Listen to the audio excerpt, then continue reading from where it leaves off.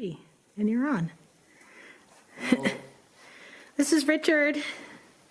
He owns Richard Holmes Safaris. We just spent 5 amazing days here. We got 7 animals. And yeah, I just wanted to give everyone a perspective on the history of hunting here, and from the man himself, this is his 4th generation business here in South Africa in Craddock. Good evening. A short history and the importance of hunting. In 1952 there was around 500,000 wild animals in this country. A lot of competition from livestock. Horses game away. They don't breed well, they don't enjoy that crowding competition for food from livestock, sheep, goats and cattle, which is an important part of our economy, but the sheer numbers in that time was too much for the game.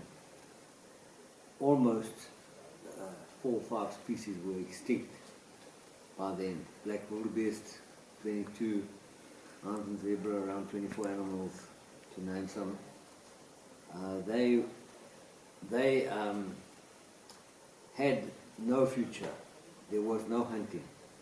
There was no animals. Nobody even knew how to eat or cook wild game because there was almost none. The southern parts of South Africa had almost nothing left.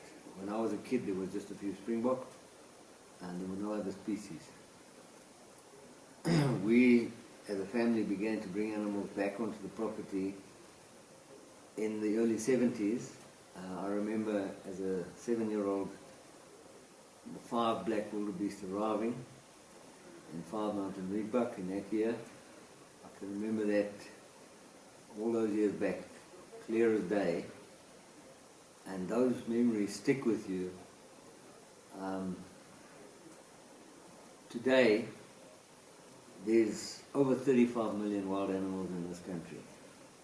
Sheep and goats and cattle numbers are lower, still a lot, but management of the game and of the livestock has made the resources available to all the species, farming, agriculture, animals and wild game. Today you have over 10,000 game ranches which have stocked up pretty much from sort of the 1960s to now.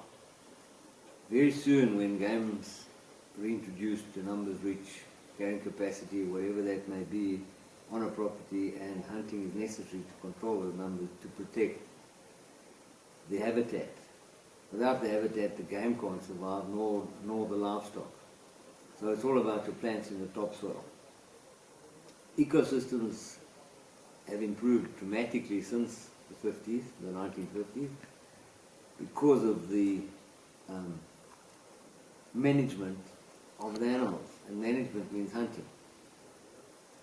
The sole reason that we have achieved this in our country of so many wild game animals of all the species, and none are even close to extinction, they are in excess supply, is because hunters came to do the management from all over the world. So hunters' dollars are directly responsible for this conservation revolution that's taken place over the past 50, 60 years. The habitat is improved, vegetation and topsoil, water resources are being protected because we have healthy topsoil. So ultimately, without hunters, the wildlife cannot survive. They generate the funds and they put back, their dollars are going back into ecosystem conservation, which is a win-win situation all around. We are very proud to be part of this. It's very special for me. Youngsters today that were born in the late part of the 1900s into early 2000,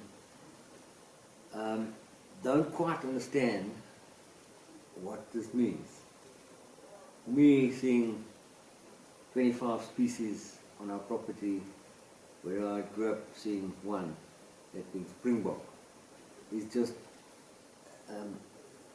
it's just so fantastic. You have to pinch yourself just to realize this is such a wonderful achievement. And it's for the ranchers and properties in the whole of South Africa that have done this for the wildlife. The hunters are vital in our management, and their input is much appreciated by our entire industry, the game wildlife industry. I think the future of the wildlife is solely in the hands of hunters, international hunters that travel to our country and to any other places around the world. It's the same kind of principle. The hunters pay for conservation. So thank you for giving me the opportunity to set up a bit of history. The animals were purchased. Our current government changed the laws in the 1950s that you could buy animals and own them. So in our country, all the wildlife is owned by the landowners. And that's a direct incentive for them as landowners to make sure that they survive, they do well, and to protect the habitat that they live on. So it's a win-win situation for livelihoods. It's an industry that's been created. It's job creation. The spin-off effects from hunting. When hunters book a hunt, they have to buy airline tickets, so the airlines benefit. There's taxidermy. There is air freight for the trophies going home. There's hotel. There's taxis. The staff earn better money because there's tips involved. There's protein available, which is wild game meat, is low cholesterol, low fat, and completely 100% free range. Our animals and most of the game ranches in the country are wild. There's no supplementary feeding in most places. In some places it does happen. The hunting that we offer is free range on wild animals, and as Bill and Danielle will attest, it was not easy going. It's real hunting with the wild animals. So it's a challenge. It's something that if you're thinking of doing some hunting in Africa, would be something that should be on your bucket list, because the safari experiences, I think, top-most hunting around the world. The animals belong to the landowners, so you're pretty much guaranteed that you're going to find animals. The game is looked after and therefore available. In the end, we are thankful to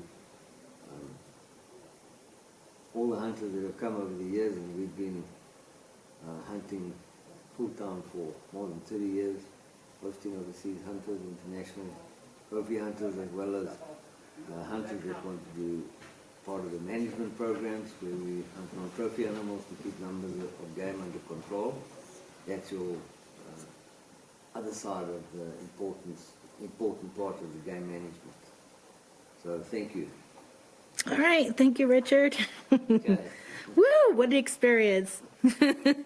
And there goes the dog.